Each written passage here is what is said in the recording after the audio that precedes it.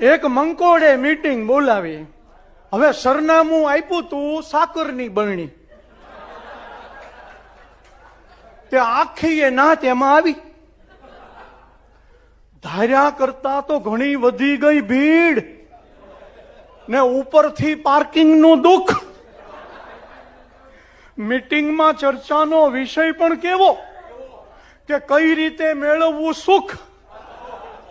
તે દોડીને ભાગ લેવા આવ્યા બધાએ, જાણે બરણીમાં સુખની ચાવી.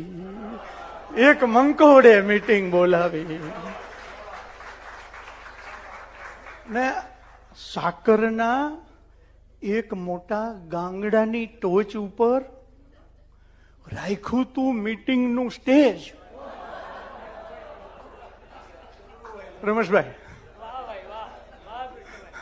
દલપતભાઈ, જોજો સાહેબ કે સાકરના એક મોટા ગાંગડાની ટોચ ઉપર રાખ્યું તું મીટિંગનું સ્ટેજ. મોટા મંકોડાઓ બેઠા ઈ બેઠા.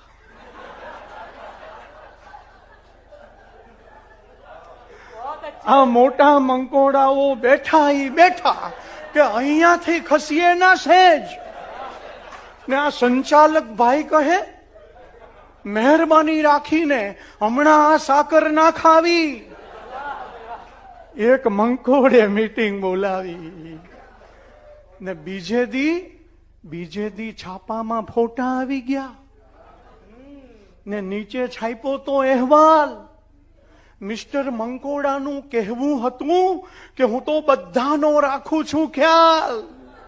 અરે મીટિંગ બધું ઠીક મારા ભાઈ, મીટિંગ બધું ઠીક મારા ભાઈ, પણ સાકર,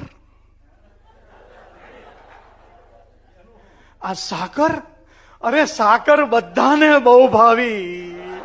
એક મંકોડે મીટિંગ બોલાવી. તો સાહેબ આ કવિતાની સાકર છે ને, એ સાહેબ બધાને ખૂબ ભાવી છે.